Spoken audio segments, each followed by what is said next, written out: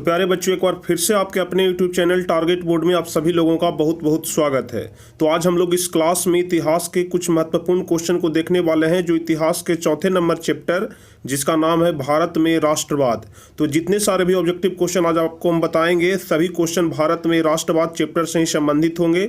जैसा कि आप सभी लोग जानते हैं कि भारत में राष्ट्रवाद चैप्टर से संबंधित बहुत सारे ऑब्जेक्टिव क्वेश्चन प्रत्येक वर्ष आपके एग्जाम में पूछे जाते हैं, इसलिए बहुत ज़्यादा जरूरी है कि आप लोग इस चैप्टर से संबंधित सारे क्वेश्चन के ऑब्जेक्टिव क्वेश्चन को देख लेंगे। तो चलिए हम लोग बारी बारी से एक एक क्वेश्चन को देखेंगे, एक एक क्वेश्चन का आंसर हम आपको बताएंगे। तो कुल मिलाकर के 28 क्वेश्चन आपको हम बताएंगे इस चैप्टर से संबंधित, जो काफ़ी इंपॉर्टेंट है आपके एग्जाम के लिए। तो चलिए हम लोग शुरू करते हैं। यदि आप लोग क्वेश्चन का आंसर जानते हैं तो नीचे लाइव चैट या कमेंट में आप लोग एक एक क्वेश्चन का आंसर बताते चलिएगा। और जो भी स्टूडेंट चैनल पर नए हैं, पहली बार वीडियो देख रहे हैं, चैनल को जरूर सब्सक्राइब कर लीजिएगा। तो चलिए हम लोग सबसे पहले नंबर क्वेश्चन से शुरू करेंगे। तो पहला नंबर क्वेश्चन कह रहा है कि गद्दार पार्टी की स्थापना किसने और कब की। सबसे पहले आपको बताना है कि गद्दार पार्टी की स्थापना किसने किया, और उसके बाद बताना है कि कितने ईस्वी में गद्दार पार्टी की स्थापना हुआ था। तो बताइए पहला का कौन सा ऑप्शन सही होगा। तो आप लोग ध्यान रखिएगा, गद्दार पार्टी की स्थापना लाला हरदयाल ने 1913 ईस्वी में किया था। गद्दार पार्टी की स्थापना लाला हरदयाल ने 1913 ईस्वी में किया था। पहला का सी नंबर ऑप्शन सही होगा। बहुत ज्यादा महत्वपूर्ण क्वेश्चन है, आप लोग ध्यान रखिएगा। दूसरे नंबर क्वेश्चन की तरफ हम लोग बढ़ेंगे, जो कि काफी आसान क्वेश्चन है लेकिन काफी महत्वपूर्ण क्वेश्चन है। जलियांवाला बाग हत्याकांड किस तिथि को हुआ था। जलियांवाला बाग हत्याकांड किस तिथि को हुआ था। 2011 में भी पूछा गया, 2019 में भी। 2019 में 2 बार पूछा गया है, दोनों सेट में, फर्स्ट सीटिंग में भी और सेकंड सीटिंग में भी। तो बताइए कि जलियांवाला बाग हत्याकांड कब हुआ था। दूसरा का कौन सा ऑप्शन सही होगा। तो आपको याद होगा कि जलियांवाला बाग हत्याकांड 13 अप्रैल 1919 ईस्वी को हुआ था। दूसरा का ए नंबर ऑप्शन सही हो जाएगा। जलियांवाला बाग हत्याकांड कब हुआ था। 13 अप्रैल 1919 ईस्वी को। काफी महत्वपूर्ण क्वेश्चन है, आप लोग ध्यान रखिएगा। चलिए तीसरा नंबर क्वेश्चन, लखनऊ समझौता किस वर्ष हुआ। बताइए लखनऊ समझौता किस वर्ष हुआ। सारे क्वेश्चन आपके एग्जाम के लिए काफी ज्यादा महत्वपूर्ण है, तो जल्दी से आप लोग वीडियो को भी लाइक कर दीजिएगा यदि आप लोग को क्लास अच्छा लग रहा हो तो बताइए लखनऊ समझौता किस वर्ष हुआ था। बताइए कौन सा ऑप्शन सही होगा। तो आप लोग ध्यान रखिएगा, 1916 ईस्वी में लखनऊ समझौता हुआ था। कितने ईस्वी में। 1916 ईस्वी में। तीसरा का ए नंबर ऑप्शन सही होगा। चलिए चौथे नंबर क्वेश्चन को देख लेते हैं। असहयोग आंदोलन का प्रस्ताव कांग्रेस के किस अधिवेशन में पारित हुआ। असहयोग आंदोलन का प्रस्ताव कांग्रेस के किस अधिवेशन में पारित हुआ था। 2018 में यह क्वेश्चन पूछा गया है। तो हम आपको पहले भी बता चुके हैं कि सितंबर 1920 के कलकत्ता अधिवेशन में असहयोग आंदोलन का प्रस्ताव पारित हुआ था। तो चौथा का कौन सा ऑप्शन सही होगा। सितंबर 1920, यानी कि ए नंबर ऑप्शन इसका सही हो जाएगा। सितंबर 1920 के कलकत्ता अधिवेशन में असहयोग आंदोलन का प्रस्ताव कांग्रेस के अधिवेशन में पारित हुआ था। चलिए पांचवा नंबर क्वेश्चन, भारत में खिलाफत आंदोलन कब और किस देश के शासक के समर्थन में शुरू हुआ। बताइए पांचवा नंबर क्वेश्चन, भारत में खिलाफत आंदोलन कब और किस देश के शासक के समर्थन में शुरू हुआ। पांचवा का कौन सा ऑप्शन सही होगा। तो आप लोग ध्यान रखिएगा, भारत में खिलाफत आंदोलन 1920 ईस्वी में और तुर्की के शासक के समर्थन में शुरू हुआ था। 1920 ईस्वी में तुर्की के शासक के समर्थन में। आप लोग ध्यान रखिएगा, काफी महत्वपूर्ण क्वेश्चन है, भारत में खिलाफत आंदोलन 1920 ईस्वी में। चलिए अब छठा नंबर क्वेश्चन देखेंगे, जो कि काफी महत्वपूर्ण क्वेश्चन है। सविनय अवज्ञा आंदोलन कब और किस यात्रा से शुरू हुआ था। बताइए सविनय अवज्ञा आंदोलन कब और किस यात्रा से शुरू हुआ था। छठा नंबर क्वेश्चन आपसे पूछा जा रहा है, तो आप लोग ध्यान रखिएगा, सविनय अवज्ञा आंदोलन 1930 ईस्वी में दांडी यात्रा से शुरू हुआ था। कब से। तो 1930 ईस्वी में दांडी यात्रा से। छठा का सी नंबर ऑप्शन यहाँ पर सही होगा। चलिए सातवां नंबर क्वेश्चन हम लोग देख लेंगे। पूर्ण स्वराज की मांग का प्रस्ताव कांग्रेस के किस वार्षिक अधिवेशन में पारित हुआ था। बताइए पूर्ण स्वराज की मांग का प्रस्ताव कांग्रेस के किस वार्षिक अधिवेशन में पारित हुआ। 2011 में और 2018 में भी यह क्वेश्चन पूछा गया है। तो बताइए 7 का कौन सा ऑप्शन सही होगा। पूर्ण स्वराज की मांग, तो सबसे पहला बात कि पूर्ण स्वराज की मांग 1929 ईस्वी में पारित हुआ था। उसके अलावा पूछ रहा है कि किस वार्षिक अधिवेशन में। तो लाहौर वार्षिक अधिवेशन में। लाहौर जो कि अभी पाकिस्तान में चला गया है, पाकिस्तान का एक शहर पड़ता है। तो ध्यान रखिएगा, पूर्ण स्वराज की मांग का प्रस्ताव कांग्रेस के 1929 ईस्वी में लाहौर अधिवेशन में पारित हुआ था। 7वां का ए नंबर ऑप्शन सही होगा। चलिए 8वें नंबर क्वेश्चन को देख लेते हैं।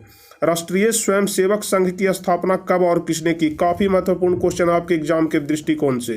ध्यान रखिएगा, राष्ट्रीय स्वयंसेवक संघ की स्थापना कब और किसने की। तो आप लोग ध्यान रखिएगा, 8वां का बी नंबर ऑप्शन सही होगा। 1925 ईस्वी में के.बी. हेडगेवार ने। ठीक है, 1920 ईस्वी में के.बी. हेडगेवार ने राष्ट्रीय स्वयंसेवक संघ की स्थापना की थी। काफी महत्वपूर्ण है। 2012, 2018 और 2020 में भी पूछा गया है। चलिए 9वां नंबर क्वेश्चन देख लेते हैं। वल्लभ भाई पटेल को सरदार की उपाधि किस किसान आंदोलन के दौरान दी गई? बहुत बार यह क्वेश्चन हम आपको रिपीट करवा चुके हैं, तो बताइए 9वां का कौन सा ऑप्शन सही होगा। वल्लभ भाई पटेल को सरदार की उपाधि किस वार्षिक आंदोलन के दौरान दी गई थी? 9 का कौन सा ऑप्शन सही होगा? तो आप लोग ध्यान रखिएगा, बरदौली किसान आंदोलन के दौरान। 9वां का ए नंबर ऑप्शन सही होगा। वल्लभ भाई पटेल को सरदार की उपाधि बरदौली किसान आंदोलन के दौरान दिया गया था। 2013 और 2018 का प्रश्न काफी महत्वपूर्ण है। चलिए अब 10वां नंबर क्वेश्चन देख लेते हैं। रंपा विद्रोह कब हुआ था? बताइए रंपा विद्रोह कब हुआ था? यह वाला क्वेश्चन भी हम आपको पीछे बहुत बार करा चुके हैं, तो बताइए 10 का कौन सा ऑप्शन सही होगा। रंपा विद्रोह कब हुआ था? तो आप लोग ध्यान रखिएगा, बहुत बार आपको बताए हैं कि 1916 ईस्वी में रंपा विद्रोह हुआ था। 1916 ईस्वी में रंपा विद्रोह हुआ था। काफी महत्वपूर्ण क्वेश्चन है। अब चलिए 11 नंबर क्वेश्चन। वेदों की ओर लौटो का नारा किसने दिया था? काफी आसान क्वेश्चन है। बताइए वेदों की ओर लौटो का नारा किसने दिया था? तो आप लोग बहुत बार इसको याद किए होंगे, 5वें 6ठे क्लास से याद करते आ रहे होंगे कि वेदों की ओर लौटो का नारा स्वामी दयानंद सरस्वती ने दिया था। लेकिन यह क्वेश्चन 2019 में मैट्रिक एग्जाम में पूछा गया था, इसलिए आपके एग्जाम के लिए भी यह महत्वपूर्ण है। वेदों की ओर लौटो का नारा किसने दिया था? स्वामी दयानंद सरस्वती ने। चलिए 12 नंबर क्वेश्चन। किसने 2020 ईस्वी में ताशकंद में भारतीय कम्युनिस्ट पार्टी का गठन किया? बताइए उसका क्या नाम है? किसने 2020 ईस्वी में ताशकंद में भारतीय कम्युनिस्ट पार्टी का गठन किया था? 12 का कौन सा ऑप्शन सही होगा? तो ध्यान रखिएगा, एम.एन. राय ने। ठीक है, एम.एन. राय ने 1920 ईस्वी में, सबसे पहले आप लोग नाम याद रखिएगा, एम.एन. राय। एम.एन. राय ने 1920 ईस्वी में ताशकंद में भारतीय कम्युनिस्ट पार्टी का गठन किया था। ध्यान रखिएगा। चलिए 13 नंबर क्वेश्चन। अली मुसालियार ने किस विद्रोह का नेतृत्व किया? अली मुसालियार ने किस विद्रोह का नेतृत्व किया था? 13 का कौन सा ऑप्शन सही होगा? तो आप लोग ध्यान रखिएगा, मोपला विद्रोह। अली मुसलियार ने मोपला विद्रोह का नेतृत्व किया था। बी नंबर ऑप्शन सही होगा, अली मुसलियार ने मोपला विद्रोह। चलिए 14 नंबर क्वेश्चन। निम्न में से किसे सीमांत गांधी या बादशाह खान कहा जाता है? बताइए सीमांत गांधी या बादशाह खान, इनमें से किनको कहा जाता है? 14 नंबर क्वेश्चन पूछा जा रहा है, तो ध्यान रखिएगा, खान अब्दुल गफ्फार खान। नाम तो आप लोग जरूर सुने होंगे। खान अब्दुल गफ्फार खान को ही सीमांत गांधी या फिर बादशाह खान कहा जाता है। 14 का डी नंबर ऑप्शन सही होगा। अब 15 नंबर क्वेश्चन की तरफ हम लोग बढ़ेंगे। चंपारण विद्रोह कब हुआ? काफी महत्वपूर्ण क्वेश्चन है। बताइए चंपारण विद्रोह कब हुआ था? 1916 में, 1919 में, 1918 में, 1917 में। 15 का कौन सा ऑप्शन सही होगा?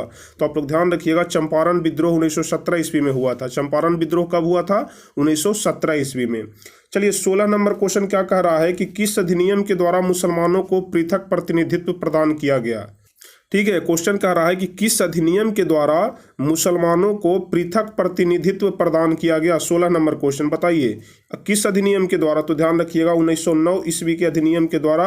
1909 ईस्वी के अधिनियम के द्वारा ही मुसलमानों को पृथक प्रतिनिधित्व प्राप्त किया गया। 16 का ए नंबर ऑप्शन सही होगा, ईस्वी आप लोग ध्यान रखिएगा 1909 ईस्वी। चलिए 17 नंबर क्वेश्चन। मार्लो मिंटो सुधार कब हुआ था? बताइए 17 नंबर क्वेश्चन। मार्लो मिंटो सुधार कब हुआ था? 1917, 1910, 1908, 1909। 17 का कौन सा ऑप्शन सही होगा? मार्लो मिंटो सुधार, तो ध्यान रखिएगा, मार्लो मिंटो सुधार 1909 ईस्वी में हुआ था। मार्लो मिंटो सुधार कब हुआ था? 1909 ईस्वी में। यहाँ पर 16 नंबर क्वेश्चन और 17 नंबर क्वेश्चन दोनों का एक ही आंसर होगा, 1909 ईस्वी इसमें भी और 1909 ईस्वी इसमें भी, आप लोग ध्यान रखिएगा। चलिए 18 नंबर क्वेश्चन देख लेते हैं हम लोग। भारतीय राष्ट्रीय कांग्रेस के पहले अध्यक्ष कौन थे? काफी महत्वपूर्ण क्वेश्चन है। भारतीय राष्ट्रीय कांग्रेस के पहले अध्यक्ष कौन थे? बताइए 18 का कौन सा ऑप्शन सही होगा? तो ध्यान रखिएगा, बहुत बार आपको हम बताए हैं, आपको याद भी होगा कि WC बनर्जी थे जो कि भारतीय राष्ट्रीय कांग्रेस के पहले अध्यक्ष थे। इसका मतलब कि WC Banerjee, B number option सही होगा। भारतीय राष्ट्रीय कांग्रेस के पहले अध्यक्ष WC बनर्जी हैं। चलिए 19 नंबर क्वेश्चन कह रहा है कि भारतीय राष्ट्रीय कांग्रेस की स्थापना किसने की? भारतीय राष्ट्रीय कांग्रेस की स्थापना किसने की? 19वां नंबर क्वेश्चन, तो ध्यान रखिएगा, A.O. ह्यूम ने। भारतीय राष्ट्रीय कांग्रेस की स्थापना A.O. ह्यूम ने। तो यहाँ पर देख लीजिए, दो क्वेश्चन है। सबसे पहला, भारतीय राष्ट्रीय कांग्रेस के पहले अध्यक्ष तो WC बनर्जी, स्थापना किसने किया? तो A.O. ह्यूम। दोनों में कंफ्यूज नहीं करना, A.O. ह्यूम स्थापना किए थे, लेकिन अध्यक्ष कौन बने थे? WC बनर्जी। चलिए 20वां नंबर क्वेश्चन। फॉरवर्ड ब्लॉक की स्थापना किसने की? बताइए 20वां नंबर क्वेश्चन। फॉरवर्ड ब्लॉक की स्थापना किसने की? 20 का कौन सा ऑप्शन सही होगा? तो ध्यान रखिएगा, फॉरवर्ड ब्लॉक की स्थापना सुभाष चंद्र बोस किए थे। 20वां का बी नंबर ऑप्शन सही हो जाएगा। फॉरवर्ड ब्लॉक की स्थापना कौन किए थे? तो सुभाष चंद्र बोस किए थे। चलिए 21 नंबर क्वेश्चन कह रहा है कि किस वर्ष साइमन कमीशन भारत आया। 2018 का क्वेश्चन है, काफी महत्वपूर्ण है। तो बताइए किस वर्ष साइमन कमीशन भारत आया था। तो आप लोग ध्यान रखिएगा 1928 ईस्वी में। ठीक है, ईस्वी को आप लोग जरूर ध्यान रखिएगा। अक्सर स्टूडेंट इतिहास वाले क्वेश्चन में ईस्वी में ही गड़बड़ाते हैं, तो इसलिए आप लोग ईस्वी पर थोड़ा सा अच्छे से कमांड कर लीजिएगा। किस वर्ष साइमन कमीशन भारत आया था, तो 1928 ईस्वी में।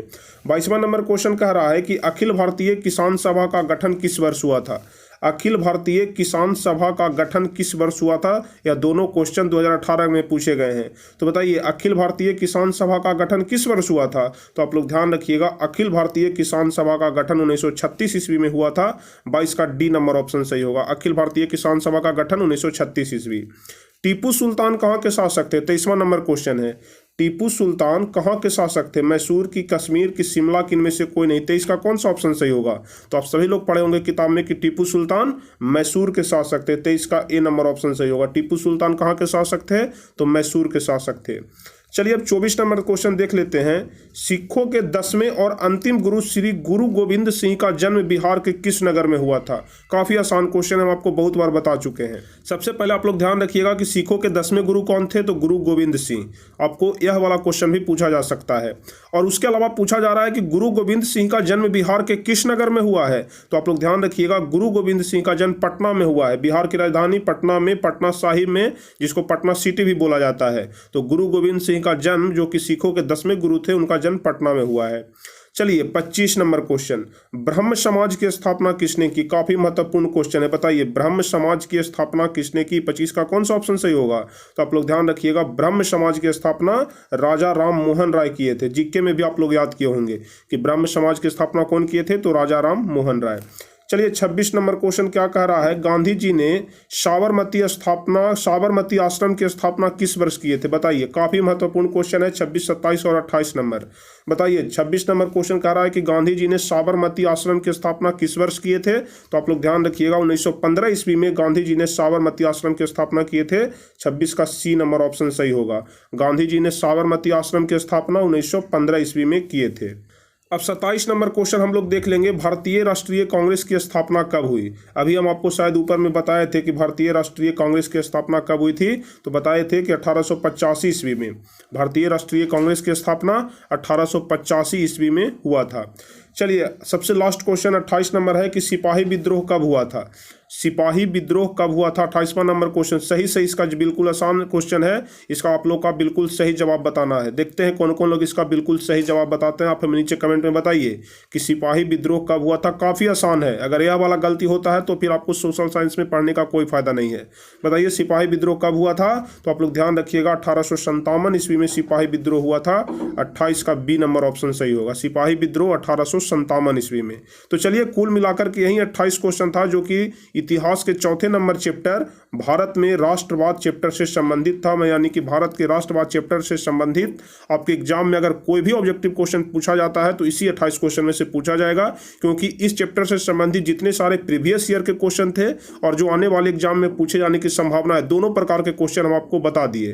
तो यदि आपको इतना याद हो जाता है तो भारत में राष्ट्रवाद चैप्टर से संबंधित इतिहास में आपसे एक भी ऑब्जेक्टिव क्वेश्चन नहीं छूटेगा। सारे क्वेश्चन इंपॉर्टेंट क्वेश्चन है। तो आपका कितना क्वेश्चन का आंसर सही हुआ आप लोग हमें नीचे कमेंट में जरूर बताइए। देखते हैं आपकी तैयारी अभी कितना हुआ है। तो चलिए आप लोग जरूर बताइएगा ईमानदारी से कि कितने क्वेश्चन का आंसर आप लोग सही किए हैं। और यदि आपको वीडियो अच्छा लगा हो तो इसे जरूर लाइक कर दीजिएगा, अपने दोस्तों के बीच भी जरूर शेयर कर दीजिएगा। और जो भी स्टूडेंट चैनल पर नए हैं, पहली बार वीडियो देख रहे हैं, चैनल को जरूर सब्सक्राइब कर लीजिएगा ताकि आगे के भी सभी वीडियो का नोटिफिकेशन आपको मिल सके। और साथ में बेल आइकन दबा करके नोटिफिकेशन को ऑल भी कर लीजिएगा। तो चलिए फिर मिलेंगे हम आपसे अगले क्लास में फिर इसी प्रकार के कुछ महत्वपूर्ण वीडियो के साथ। तब तक के लिए जय हिंद, धन्यवाद।